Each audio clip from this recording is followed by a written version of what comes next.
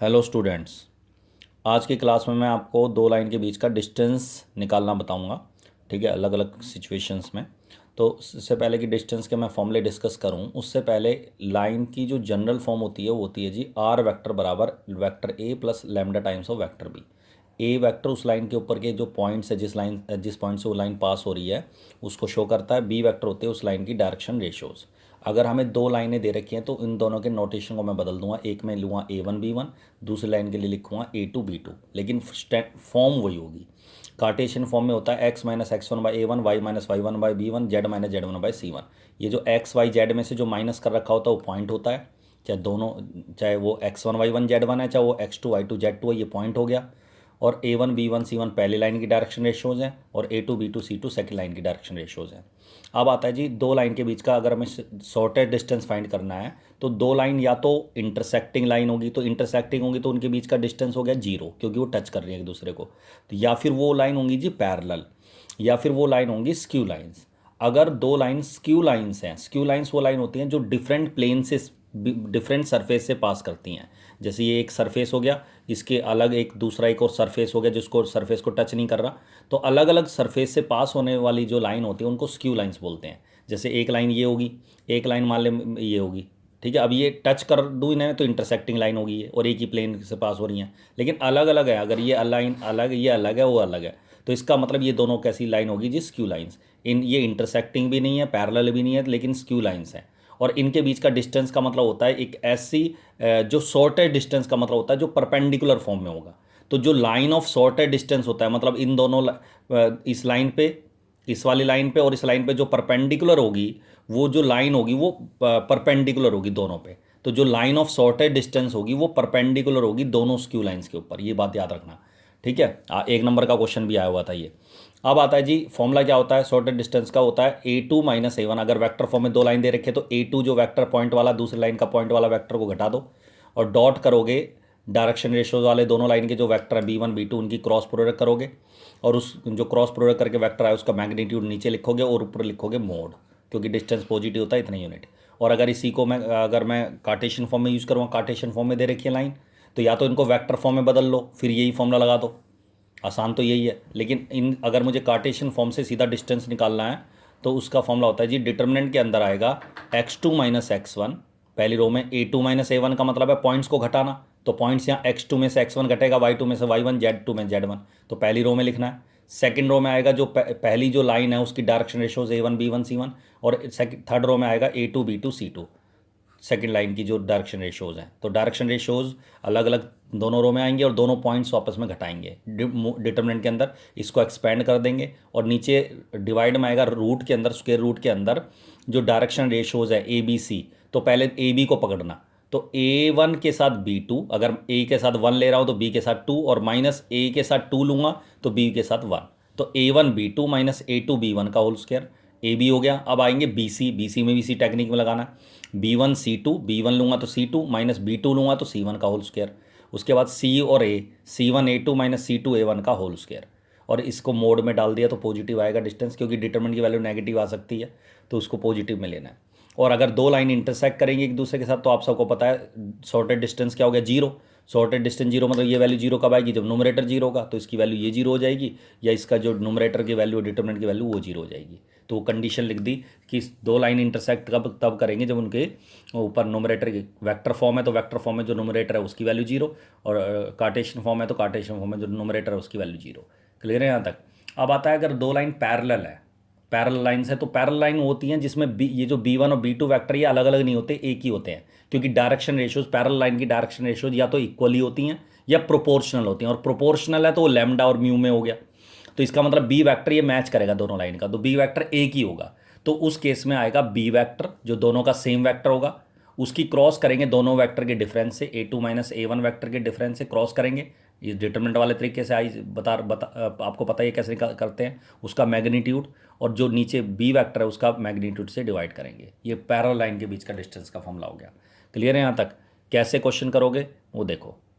अब ये दो दो लाइनें दे रखी है हमें वेक्टर फॉर्म में, ठीक है, इनके बीच का शॉर्टेड डिस्टेंस निकालना है, स्क्यू लाइन्स हैं ये, ठीक है, इनके बीच का डिस्टेंस निकालना है। तो देखो जरा, पहले तो ये जो लाइंस की इक्वेशन है इनको हमें जनरल फॉर्म में लिखना है। जनरल फॉर्म का मतलब होता है वेक्टर आर बराबर a vector plus lambda times of b vector. यहाँ लैम्डा तो दिख नहीं रहा कहीं, ना म्यू दिख रहा है, लैम्डा और म्यू नहीं दिख रहा, तो हमें क्या दिख रहा है इसमें, एक तो टी दिख रहा है और एक एस दिख रहा है। तो जहाँ लैम्डा होना चाहिए वहाँ टी है और जहाँ म्यू होना चाहिए वहाँ एस है। तो इसको हमें क्या करना है, इस आई कैप को 1 से और टी से मल्टीप्लाई कर दो, जे कैप को दोनों से मल्टीप्लाई कर दो, के कैप को दो।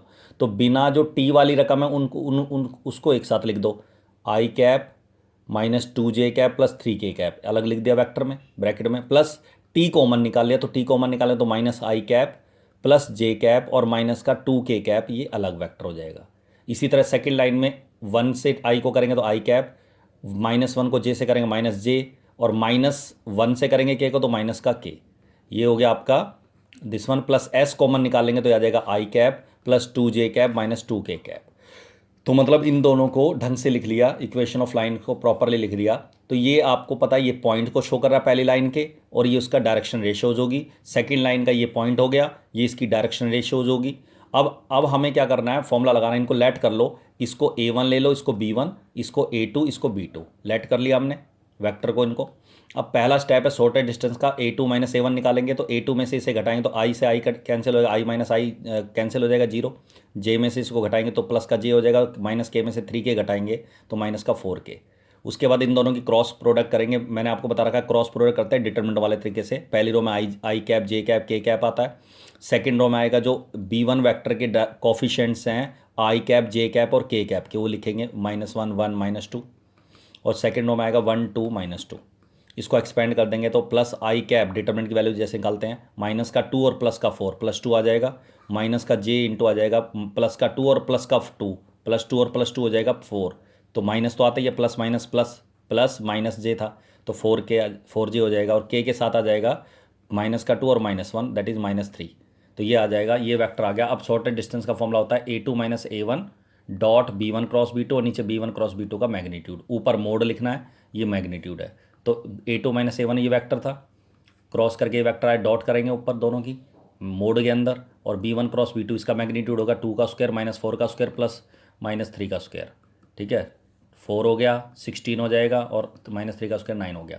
इन तीनों को जोड़ेंगे तो √29, और ऊपर डॉट आप सबको पता है J डॉट I 0 होता है, J डॉट J 1 होता है, तो माइनस का 4 आएगा, और J डॉट K 0 होता है, K dot I K dot J 0 होता है, K डॉट K 1 होता है। तो -4 को -3 से मल्टीप्लाई करो +4 12, तो ये आ जाएगा प्लस का 8, तो +8/√29 ये आपका शॉर्टेड डिस्टेंस आ गया। ठीक है, दो लाइन के बीच का।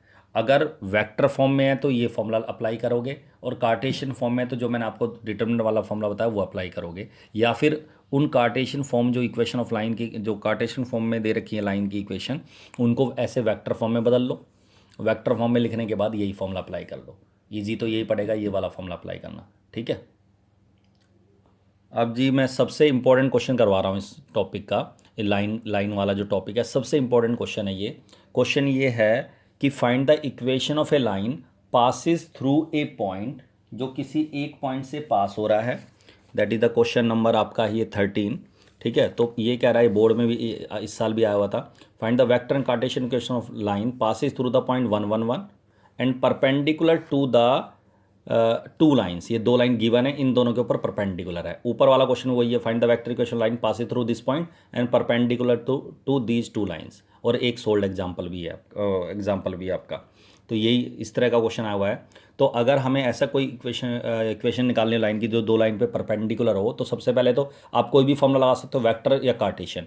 अगर हमें इन्फॉर्मेशन कार्टेशियन फॉर्म में दे रखी है तो हम कार्टेशियन वाला फॉर्मूला भी लगा सकते हैं, और वेक्टर में दे रखे तो वेक्टर भी लगा सकते हैं। लेकिन अगर पूछ ही वेक्टर फॉर्म इक्वेशन रहा है तो हम डायरेक्ट वेक्टर इक्वेशन भी निकाल सकते हैं। तो let vector equation of line is vector R बराबर 8a vector plus lambda B, जो आपकी जनरल फॉर्म होती है मैंने आपको बताया वो लिखनी है। अब इसमें जो a वेक्टर है वो तो पॉइंट को शो करेगा, और पॉइंट हमें गिवन है इसमें क्या 1 1 1, जैसे इसमें 1 2 -4 है, इसमें 1 1 1, तो 1 1 1 का मतलब इसको वेक्टर में लिखेंगे तो क्या आएगा i cap plus j cap plus k cap, और जो बी वेक्टर इसको लेट कर लिया मैंने a i cap plus b j cap plus c k cap. और आप सबको पता है डायरेक्शन रेशियोज को शो कर रहा है, तो direction ratios of line first या required line are a b c, और direction ratios of given line की डायरेक्शन रेशियोज आपको पता है कौन सी होती हैं, जो डिनोमिनेटर में लिखी होती है, क्या 1 2 4 और 2 3 4। एक होगी 1 2 4 और 2 3 4। बस इसमें एक पॉइंट याद रखना है कि जब हम डिनोमिनेटर वाली डायरेक्शन रेशोज ले रहे होंगे, डायरेक्शन रेशोज देख रहे होंगे दोनों लाइन की, तो ऊपर जो एक्स वाई जेड है उनके कॉफिशिएंट +1 होने चाहिए।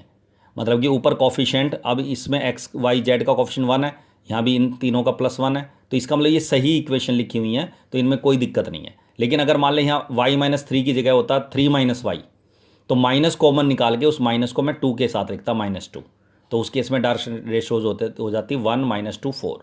तो ये ध्यान रखना है इस चीज़ का, ठीक है। तो इसमें कोई दिक्कत नहीं है। तो डायरेक्शन रेशोज कौन सी होगी इसकी, 1 2 4 और 2 3 4।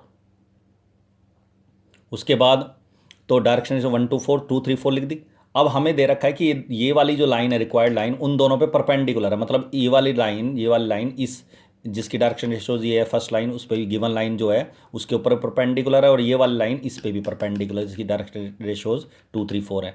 और परपेंडिकुलर की मैंने कंडीशन दे रखी है, बिकॉज लाइन्स आर परपेंडिकुलर, तो कंडीशन होती है perpendicular A1 A2 + B1 B2 + C1 C2 = 0।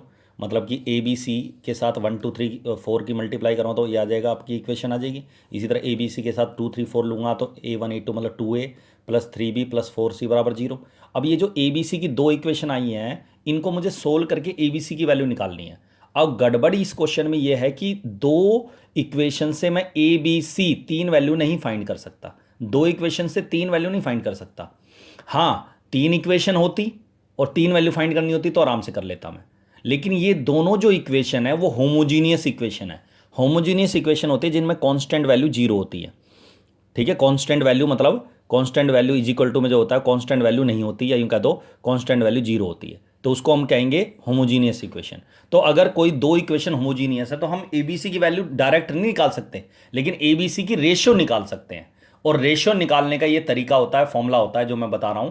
क्या A के नीचे लिखेंगे, A के डिनोमिनेटर में लिखेंगे डिटर्मिनेंट, B के नीचे भी डिटर्मिनेंट, C के नीचे भी डिटर्मिनेंट। क्या ए के जब नीचे डिटर्मिनेंट लिखेंगे तो डिटर्मिनेंट के अंदर पहला जो कॉलम होगा वो होगा बी का कॉफिशिएंट 2 3, और सेकंड कॉलम में लिखेंगे सी का कॉफिशिएंट 4 4। बी के नीचे जो लिखेंगे वो लिखेंगे पहले सी का कॉफिशिएंट आएगा, ए का नहीं आएगा, पहले सी का आएगा।